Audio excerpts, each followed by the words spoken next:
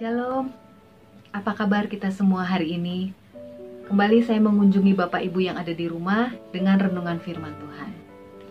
Semenjak pandemi ini terjadi, kita banyak mengenal istilah-istilah baru, bukan? Salah satunya adalah PSBB, pembatasan sosial berskala besar. Banyak hal-hal yang dilakukan oleh pemerintah untuk membatasi pergerakan sosial kita. Dan pagi hari ini saya ingin membahas PSBB dalam dua tipe. Bapak Ibu, ada dua tipe PSBB. Mari kita bahas satu persatu. PSBB yang pertama adalah P, yaitu paranoid. Mungkin setelah kondisi ini terjadi, setelah pandemi ini terjadi, kita banyak menemukan orang-orang yang memiliki paranoid, ketakutan berlebihan akan situasi yang terjadi seperti sekarang. Dia tidak bisa kemana-mana, dia tidak bisa melakukan banyak hal, sehingga muncul rasa paranoid dalam hidupnya. Kemudian Bapak Ibu, S dalam golongan orang yang pertama adalah mereka mengalami stres. Orang terdekat yang kita jumpai mungkin juga mengalami stres. Mungkin keluarga kita pun mengalami stres. Harus mau berbuat apa tidak tahu, sehingga mengalami stres. Kemudian B yang pertama adalah bosan Bapak Ibu. Kita di rumah dalam 1 hari 2 hari mungkin bisa kita terima. Tetapi ini kita sudah 2 bulan lebih ada di rumah dan mungkin mulai merasa bosan. Tidak bisa kemana-mana, tidak bisa melakukan banyak hal, tidak bisa maksimal dalam melakukan segala sesuatu. Kemudian mengalami B yang kedua, bingung. Bapak Ibu, mungkin kita mulai mengalami bingung, mau ngapain ya, mau apa lagi ya, apalagi yang mau dilakukan, apalagi yang mau dikerjakan. Bapak Ibu Saudara yang dikasihi Tuhan, kita lihat PSBB yang kedua. PSBB yang kedua, P-nya adalah positive thinking. Orang-orang yang dalam golongan kedua ini dalam segala situasi mampu mengambil hal-hal positif, mampu mengambil nilai-nilai yang bermakna. Sekalipun situasi tidak baik, sekalipun situasi tidak mengenakan, tetapi bisa mengambil nilai positif, bisa mengambil hikmahnya dalam situasi yang terjadi. Itulah orang-orang yang positive thinking. S yang kedua adalah semangat.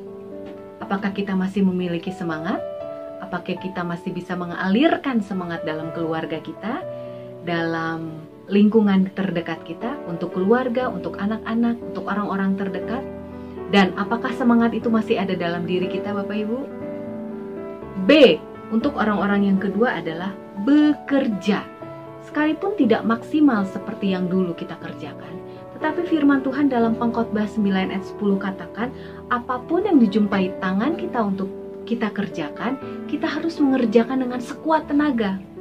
Jangan putus asa, jangan patah semangat Bapak Ibu, tetap bekerja.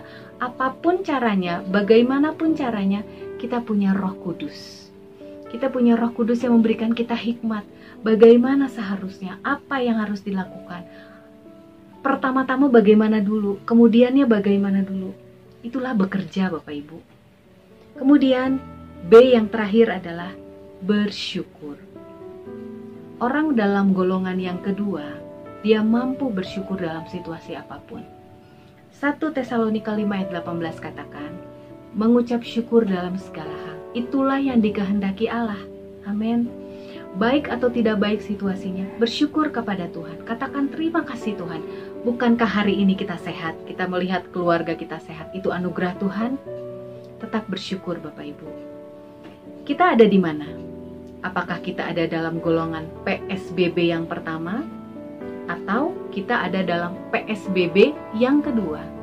Satu ayat dalam firman Tuhan, Yosua 1 ayat 8, janganlah engkau lupa memperkatakan kitab Taurat ini, tetapi renungkanlah itu siang dan malam, supaya engkau bertindak hati-hati sesuai dengan segala yang tertulis di dalamnya. Sebab dengan demikian perjalananmu akan berhasil dan engkau akan beruntung. Bapak Ibu, kita punya Allah yang kuat. dan kekuatan Allah itu ada dalam hidup kita. Kalau kita terus memperkatakan firman Tuhan, terus perkatakan, siang dan malam, jangan berhenti memperkatakan firman Tuhan. Kenapa? Karena itu modal kita yang utama. Ayat berikutnya, ayat 9. Bukankah telah kuperintahkan kepadamu, kuatkan dan teguhkanlah hatimu, janganlah kecut dan tawar hati, sebab Tuhan Allahmu menyertai engkau kemanapun engkau pergi. Kita tidak tahu kondisi yang kita alami, situasi seperti sekarang ini sampai kapan. Tidak ada yang tahu. Tetapi janji firman Tuhan adalah kuatkan dan teguhkan hatimu. Karena Dia Tuhan Allah yang menyertai kita kemanapun kita pergi. Bapak Ibu tetap semangat, jaga kesehatan iman kita, jaga hubungan kita dengan Tuhan. Karena kalau kita kuat, imun tubuh kita bagus. Kita tetap sehat. Haleluya. Tetap semangat Bapak Ibu. Tuhan Yesus memberkati. Sampai berjumpa lagi di renungan-renungan firman yang akan datang. Haleluya.